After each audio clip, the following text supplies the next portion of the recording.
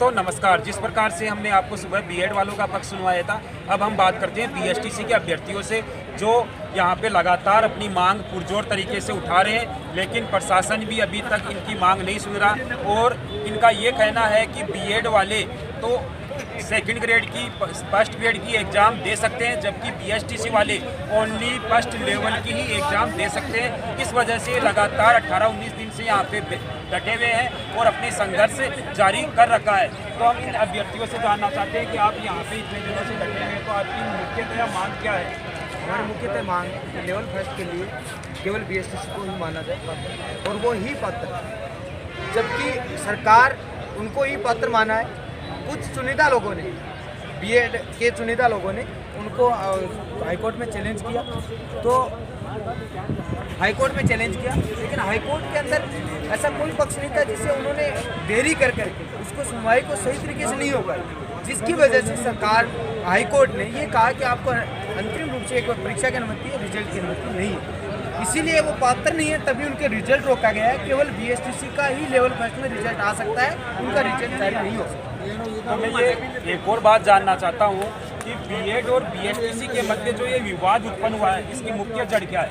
मुख्य जड़ NCT guideline 2018 28 जून 2000, जिसमें लिख रखा है कि बीएड वाले ग्रेजुएशन प्लस बीएड वो लेवल फर्स्ट के लिए पात्र होंगे जब उनके पास 2 साल में वो ब्रिज कोर्स करना होगा, तब वो पात्र है, वो तब प्रशिक्षित होंगे, तभी उनको स्थायी किया जाएगा। हमारा सवाल है कि उनके लिए जब ब्रिज कोर्स के लिए कोई संस्था नहीं है देश में, जब कोई नॉर्म से स्टैंडर्ड नहीं बने ब्रिज कोर्स का अस्तित्व नहीं है, तो फिर किस लिए इनको शिक्षक बनाया जा रहा है लेवल फर्स्ट के लिए? और दूसरी बात, जो केंद्रीय विद्यालय संगठन में आज लेवल फर्स्ट में बीएड वालों को ज्वाइनिंग दी या यूपी में दी, उनसे हमारा सवाल है उनकी प्रोबेशन पीरियड क्यों बढ़ाया गया? यदि वो पात्र हैं, वो प्रशिक्षित है ना, उनका प्रोबेशन पीरियड क्यों बढ़ाया जा रहा है?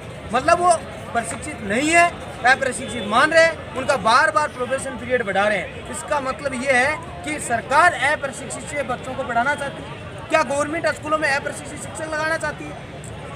उनकी बात आती है ऊंची योग्यता की बात करते, कुछ बीएडधारी कहते हैं हमारे पास ऊंची योग्यता है। मेरा सवाल है कि हमारे पास 12वीं प्लस डिप्लोमा है, एनटीटी के पास 10वीं प्लस 1 ईयर्स डिप्लोमा है, हमारे पास ऊंची योग्यता है, हमें लेवल एनटीटी में शामिल क्यों नहीं किया जाता? दूसरी बात, जब बीएड के पास ऊंची योग्यता है, नेट प्लस पीएचडी धारी उनके पास ऊंची योग्यता है, वो कॉलेज लेक्चरर बन सकते हैं, वो second grade level 2 first grade नहीं बन सकते।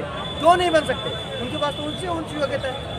ऊंची योग्यता बच्चों को क्या साइन थीटा कोस थीटा अवकलन समाकलन थोड़ा ना बढ़ाना है, बच्चों को तो नैतिक शिक्षा सामाजिक शिक्षा, हमें 2 साल ये प्रशिक्षित किया गया कि आपको नैतिक शिक्षा कैसे देनी है, सामाजिक शिक्षा कैसे देनी है, उन बच्चों को कैसे बैठाना है, उनको स्कूल के लिए रेगुलर कैसे करना है, उनको ये साइकोलॉजी, ये शिक्षण विधियाँ, हिंदी संस्कृत गणित हर सब्जेक्ट की हमें शिक्षण विधि दी जाती है। उनको केवल एक सब्जेक्ट और एक लैंग्वेज की शिक्षण विधि पढ़ाई जाती है। आखिरकार ये पूरी तरह से अलग है कोर्स, फिर क्यों शामिल किया जाए?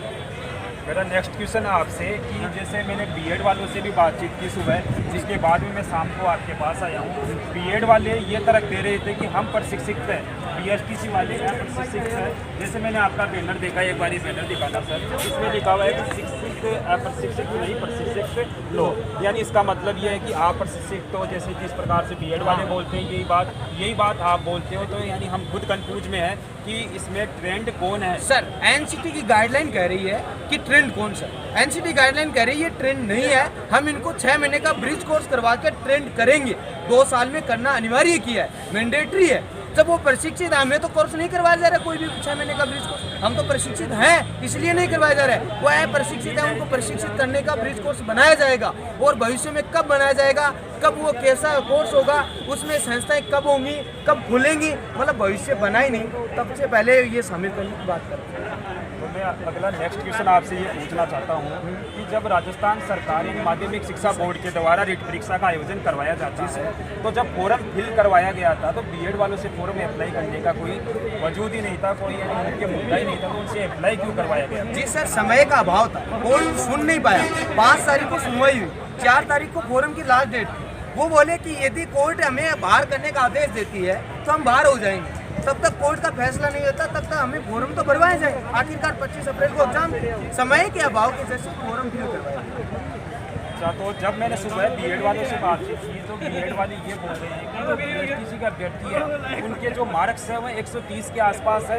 इस वजह से उनके मन में यानी डर है कि हम फेल हो जाएंगे, यानी जो भी अपनी सीट है चाहिए 30,000 के समथिंग शायद रिट में वैकेंसी है 15-20 के अबाउट फर्स्ट लेवल की होगी शायद, तो 15-20 हज़ार ये जो पोस्ट है फर्स्ट लेवल की उसमें हम सारे बीएड वाले ले लेंगे, जिस वजह से बीएसटीसी वाले शहीद स्मारक पे लगातार 20 दिन से धरना दे रहे हैं। जी सर, आप एक बात, आरएस एग्जाम होता है, क्या 12वीं पास आरएस एग्जाम में 125 नंबर बना लेगा, क्या वो आरएस बन जाएगा? क्या पटवारी में आरएसएटी कोर्स नहीं है, कंप्यूटर का नॉलेज नहीं है, क्या वो पटवारी बन जाएगा मार्क्स बनाने से? मार्क्स बनाना बड़ी बात नहीं है, 5वीं 10वीं क्लास का बच्चा ही मार्क्स बना सकता है। वो उसके लिए एलिजिबल है या नहीं, पात्र तो डिसाइड, योग्यता एजुकेशन क्वालिफिकेशन उनके पास क्या है वो डिसाइड नहीं है, वो एजुकेशन क्वालिफिकेशन नहीं है उनके पास। हमारे नंबर किसी भी विद्यार्थी के ऐसे नहीं है कि उनसे कम बन रहे हैं, जबकि वहाँ जो विद्यार्थी आए हैं उनसे ये पूछिए कि उनमें कितने बीएडधारी थे, एक भी बीएडधारी नहीं था। कम से कम वो फर्जी विद्यार्थियों को उपस्थित करके भीड़ दिखाना चाह रहे थे, फिर भी उनके पास कोई संख्या नहीं थी। बीएड विरोधी नहीं है, बीएड खुद कह रहे हैं, हमारे साथी काफी बीएडधारी है, मेरा भाई भी बीएडधारी है, वो खुद कह रहे हैं कि हम इसके लिए पात्र नहीं है, हम 6 से 12 के लिए पात्र। आप एनसीटी का एक 2014 में नोटिफिकेशन निकला था, उसको पढ़िए, मैं आपको दिखाऊंगा भी, उसमें लिखा है बीएड कोर्स 6 से 12 के लिए, बीएसटीसी कोर्स कक्षा 1 से 5 तक क्यों बनाए? जो दोनों समान है, हमें तो 2 साल तक ये पढ़ाया जाता है कि कक्षा 1 से 5 तक के बच्चों को ऐसे पढ़ाना है, उनको 2 साल में ये पढ़ाया जाता है कि 6 से 12 के बच्चों को ऐसे पढ़ाना है, तो फिर अंतर तो है। चलो, टीचिंग वाली बात से ही नेक्स्ट क्वेश्चन है मेरा कि वो दूसरी चीज़ है कि बीएड वाले ये भी बोलते हैं कि जिस स्कूल में प्राइमरी क्लास के लिए टीचर नहीं होता है, हाँ, उसमें यानी सेकंड लेवल वालों की सुविधाएं ली जाती है, तो क्या हम फर्स्ट लेवल वालों को, यानी फर्स्ट लेवल का मतलब कि 1 से लेकर 5 तक हम भी पढ़ा सकते हैं? जब सरकार टीचर नहीं होने पर सुविधा ले रही है तो हम कैसे बाहर हो सकते हैं? जी सर, कहीं सुविधा नहीं दी गई, एक भी एविडेंस नहीं है, ये हवा में बातें कर रहे हैं। किसी भी प्राइमरी स्कूल में यदि बीएड का विद्यार्थी पढ़ा रहा हो, शिक्षक पढ़ा रहा हो, मेरा दावा है हम यहाँ से धरना तुरंत उठाएंगे। कोई भी शिक्षक राजस्थान स्कूल में, प्राइमरी स्कूल में बीएसटीसी शिक्षकधारी शिक्षक ही पढ़ा रहा है, वो ओनली गुमराह करने का कार्य है। दूसरी बात, उनके जब इतने सारे स्कूल्स हैं जिनमें बीएसटीसी धारी अभ्यर्थी पढ़ा रहे हैं, क्या कक्षा 1 से 5 बच्चे पढ़ने आ रहे हैं, गरीब बच्चे हैं, उनका भविष्य का निर्धारण कौन करेगा? उनको अप्रशिक्षित बच्चे पढ़ाएंगे, क्या उनका भविष्य, गरीब बच्चों का भविष्य कहाँ जाएगा? क्लास स्कूलों में नामांकन बढ़ाने की बात कर रहे हैं, क्या नामांकन अप्रशिक्षित शिक्षक आने से बढ़ेंगे या प्रशिक्षित शिक्षक आने से बढ़ेंगे? चलो, ये थे बीएसटीसी के अभ्यर्थी जिन्होंने अपनी भी बात रखी। सुबह आपको बताया था हमने बीएड के अभ्यर्थियों का पक्ष। तो धन्यवाद दोस्तों, लगातार जुड़े रहिए एसवी न्यूज़ से।